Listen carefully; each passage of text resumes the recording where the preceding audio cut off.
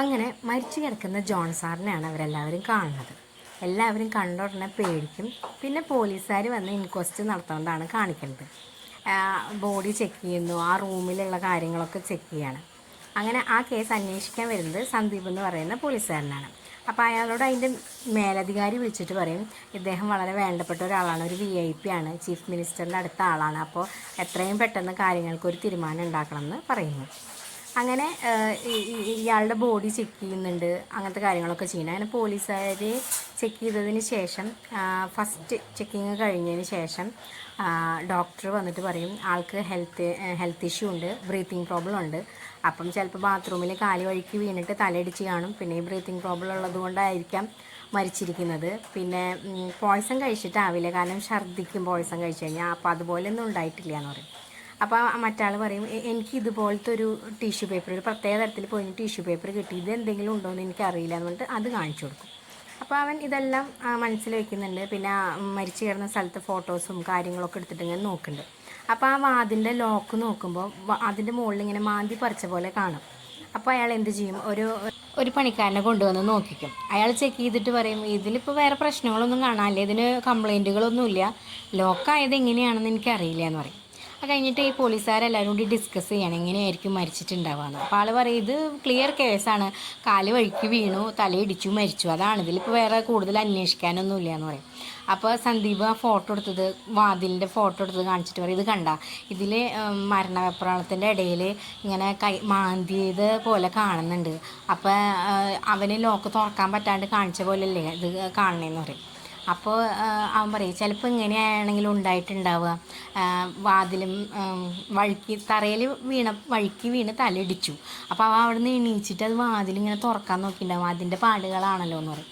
പാടുകളാണെങ്കിലോ എന്ന് പറയും. അപ്പോൾ പറയാം, അങ്ങനെ വരെ ഒരു വഴിയില്ല, കാരണം അങ്ങനെ ഉണ്ടായിട്ടുണ്ടെങ്കിൽ ബ്ലഡ് അവിടെ മാറി എവിടെയെങ്കിലുമൊക്കെ എടുക്കാം. പക്ഷേ ഇത് ബ്ലഡിനൊരു എനക്കം സംഭവിച്ചില്ല, അയാൾ കാല് വഴിക്ക് വീണതിന് ശേഷം അയാൾക്ക് അവിടെ നിന്ന് ഇടങ്ങാൻ പോലും പറ്റിയിട്ടില്ല, അയാൾ മരിച്ചിട്ടുണ്ടായിരിക്കണം. അപ്പോൾ ഇത് എനിക്ക് തോന്നുന്നു ഇത് മർഡർ ആണെന്ന് ചാൻസ് ഉണ്ട്, അതുകൊണ്ട് ആരെയും പുറത്തിറക്കണ്ട, എല്ലാവരും ഇതിൻ്റെ ഉള്ളിൽ നിർത്തിക്കുമെന്ന് പറയും. എന്നിട്ട് പിന്നെ ചോദിക്കും, ഈ ജോണിന് ആരൊക്കെയാണ് ബന്ധുക്കളും കാര്യങ്ങളായിട്ട് ആരൊക്കെയാണ് ഉള്ളതെന്ന് ചോദിക്കുക. അപ്പോൾ പറയും, 2 കല്യാണം കഴിച്ചിട്ടുണ്ട്, 2ഉം ഡിവോഴ്സ്ഡാണ്, പിന്നെ ഒരു അനിയുണ്ട്, അവൻ ഇവിടെയല്ല, പുറത്ത് സെറ്റിൽഡാണ്, അവിടെ അത്യാവശ്യം ക്യാഷ് ഉണ്ട്, ആർക്കും പൈസയ്ക്ക് വേണ്ടി തല്ലുവിടാനും കൊലപാതകം ചെയ്യാനും ആവശ്യമില്ല എന്ന് പറയും. അപ്പോൾ ചോദിക്കുക, ആരാണ് ഈ ഗിബ്സൺ എന്ന്. അപ്പോൾ അത് ആളുടെ വർക്കിംഗ് പാർട്ട്ണറാണ്, ഈ ഇതിൻ്റെ പാർട്ട്ണറാണ്. അപ്പോൾ ഇനിയിപ്പോൾ ജോൺ സാറ് മരിച്ചാൽ ആ കിട്ടണ പ്രോഫിറ്റൊന്നും ഷെയർ ചെയ്യാണ്ട് മുഴുവൻ ഗിബ്സന് എടുക്കാൻ പറ്റുമല്ലോ എന്നുള്ള രീതിയിൽ സംസാരിക്കും. ഇനിയിപ്പോൾ അതിന് അങ്ങനെ വിചാരിച്ചിട്ടാണെങ്കിലോ വെച്ചിട്ട് പിന്നെ ഇവരെന്ത് ചെയ്യും, സ്റ്റാഫുകളുടെ എല്ലാവരുടെയും മൊബൈൽ ഫോൺ കളക്ട് ചെയ്ത് മേടിക്കും. അപ്പോൾ ഈ താഴെ അലൻസിയർ എന്ന് പറയുന്നത് അവൻ്റെ ക്യാരക്ടറിന് ഇത് തീരെ ഇഷ്ടപ്പെടില്ല, വലിയ ഷോ ഓഫ് കാണിക്കാൻ വേണ്ടിയിട്ടാണ്, ഇത് വെറുതെ തറയിൽ വഴുക്കി വീണതാണ്, അതിനാണ് ഇമാതിരി ഓരോന്ന് കാണിച്ചു കൂട്ടണേന്നൊക്കെ പറഞ്ഞിട്ട് താഴെയുള്ള ജൂനിയർ ഇൻസ്പെക്ടേഴ്സ് തമ്മിൽ ഇങ്ങനെ സംസാരിക്കുന്ന ഒരു സീൻ കാണിക്കുന്നുണ്ട് കേട്ടോ. പിന്നെ കാലത്തെ അപ്പോയിൻമെൻറ്റ് എടുത്തിട്ട് വന്ന ആളുണ്ടല്ലോ, ആൾ വന്നിട്ട് പറയും, ഇനിയിപ്പോൾ എൻ്റെ ആവശ്യമില്ലല്ലോ, ഞാൻ ഇവിടുത്തെ സ്റ്റാഫൊന്നുമല്ല, ഞാൻ തിരിച്ച് പൊക്കോട്ടെ എന്ന് ചോദിക്കും. പറയും, നീ ഇവിടെ കഴിയണവരൊരാൾ പുറത്തേക്ക് ഇറങ്ങാൻ പറ്റില്ല, എല്ലാവരും ഇതിൻ്റെ ഉള്ളിൽ നിൽക്കണം എന്ന് പറയട്ടോ. അപ്പോൾ അതിലത്തെ രാജീവ് എന്ന് പറയുന്ന ആളെന്ന് ചോദിക്കും, എനിക്ക് ബാത്റൂമിലേക്ക് പോകണം. അപ്പോൾ അവൻ പറയും, ശരി ഒരാൾ കൂടെ ചെല്ലേ എന്നൊക്കെ പറഞ്ഞിട്ട് ആളെന്നെ പറഞ്ഞേക്കുന്നുണ്ട്. അതിന് ശേഷം ഇവർ ഇരുന്നിട്ട് ഇങ്ങനെ എല്ലാവരെയും ചെക്ക് ചെയ്യണം, എല്ലാവരോടും സംസാരിക്കണം, അതുകൊണ്ട് എല്ലാവരും ഒന്ന് സഹകരിക്കണം എന്ന് പറഞ്ഞിട്ട് സന്ദീപ് പുറത്ത് പോയിട്ട് ഇൻസ്പെക്ട് ചെയ്യും, അവിടുത്തെ കെട്ടിടമൊക്കെ നോക്കും. അപ്പോൾ ഈ കെട്ടിടം ജോൺ സാറിൻ്റെയാണ്, ഇവിടെ ഇവർ മാത്രമുള്ളൂ, വേറെ ആർക്കും വാടകയ്ക്ക് കൊടുക്കില്ല, അതിൻ്റെ ആവശ്യമില്ല. അങ്ങനെ സൈഡിലൊക്കെ നോക്കുമ്പോൾ അവിടെ കിടന്ന് പുകയാണ്. അപ്പോൾ ഇതെന്താ ഇവിടെ പുകയാണെന്ന് ചോദിക്കുമ്പോൾ വേസ്റ്റോളുണ്ട്, അത് കത്തിച്ചതാണ്, എല്ലാ ദിവസമൊന്നും കത്തിക്കില്ല. അങ്ങനെ ഇവൻ എല്ലാവരും ഭയങ്കര തറവായിട്ട് ചെക്ക് ചെയ്യണത് കാണിക്കൂട്ടാ. അത് കഴിഞ്ഞിട്ട് ഓഫീസിൽ ചെന്നിട്ട് ഓരോരുത്തരനെയായിട്ട് ക്വസ്റ്റ്യൻസുകൾ ചോദിക്കണം. അപ്പോൾ അവിടുത്തെ സ്വീപ്പറിനെ വിളിച്ചിട്ട് ചോദിക്കുക, എങ്ങനെയാണ് ജോൺ സാർ എന്ന് പറയും. ബാക്കിയുള്ള ഒരു കാര്യം അറിയില്ല, എന്നെ ഭയങ്കര കാര്യമായിരുന്നു, എനിക്ക് കാലിൻ്റെ മുട്ടുവേദനയൊക്കെ ഉണ്ടായിരുന്നു, അപ്പോൾ പറഞ്ഞു ലീവ് എടുത്തു നോക്കി, 2 ദിവസം ലീവ് തന്നു, പൈസ തന്നു, ആൾ പറഞ്ഞു ആരോഗ്യമാണ് മുഖ്യം, അത് കഴിഞ്ഞിട്ട് വേറെ എന്തുള്ളൂ എന്നൊക്കെ ചെയ്തു, നല്ല ആളാണെന്നൊക്കെ പറയും. അപ്പോൾ അടുത്ത ഇൻസ്പെക്ടർ വന്നിട്ട് പറയും, എല്ലാവരെയും ചോദ്യം ചെയ്യാൻ വിളിക്കട്ടെ എന്ന് ചോദിക്കും. ചോദ്യം ചെയ്യാൻ വിളിച്ചോളൂ, ഈ റൂമിൽ തന്നെ വെച്ച് നമുക്ക് ചോദ്യം ചെയ്യാമെന്ന് പറയും. അങ്ങനെ ഓരോരുത്തരോടായിട്ട് ഇവരുടെ കാര്യങ്ങൾ ചോദിക്കണം. അപ്പോൾ ഇങ്ങനെ കൈ മണപ്പിക്കും. അപ്പോൾ ഈ കൂടെ വരയ്ക്കുന്ന ആൾ ചോദിക്കും, എന്തിനിപ്പോൾ കൈ മണപ്പിക്കേണ്ട ആവശ്യമെന്ന് ചോദിക്കട്ടെ. അപ്പോൾ പറയും, ആരുടെയും ഫിംഗർ പ്രിൻ്റൊന്നും അവിടെ കണ്ടിട്ടില്ല, അപ്പോൾ അവർ ഗ്ലൗസ് യൂസ് ചെയ്യാൻ ചാൻസ് ഉണ്ട്, അപ്പോൾ ഗ്ലൗസിൻ്റെ മണം കിട്ടാൻ വേണ്ടിയിട്ടാണ് കൈ മണപ്പിക്കണേന്ന് പറയും. അങ്ങനെ ഓരോരുത്തരെയാണ് ഇങ്ങനെ ചെക്ക് ചെയ്യുമ്പോൾ ഒരു കുട്ടിയുടെ ബാഗിൽ നിന്ന് മറ്റേ ഉറക്ക ഗുളിക കിട്ടും. അപ്പോൾ ഇതെന്ത് ഉറക്ക ഗുളിക എന്ന് പറഞ്ഞാൽ എനിക്ക് രാത്രി ഉറക്കക്കുറവിൻ്റെ ഒരു പ്രശ്നമുണ്ട്, അപ്പോൾ എനിക്ക് എഴുതി തന്നതാണ്. അപ്പോൾ ഇത് ഏത് ഡോക്ടർ എഴുതി തന്നെ വെച്ചാൽ പറയാം, ഡോക്ടറൊന്നുമല്ല, ഞാനിങ്ങനെ ഒരു മെഡിക്കൽ ഷോപ്പിൽ പോയിട്ട് അവിടെ നിന്ന് ഇങ്ങനെ തന്നതാണ്. അപ്പോൾ എവിടെയുള്ള മെഡിക്കൽ ഷോപ്പാണെന്ന് പറയാം. അപ്പോൾ ഒരു സ്ഥലത്തിൻ്റെ പേര് പറയാം, അവിടുത്തെയാണ്.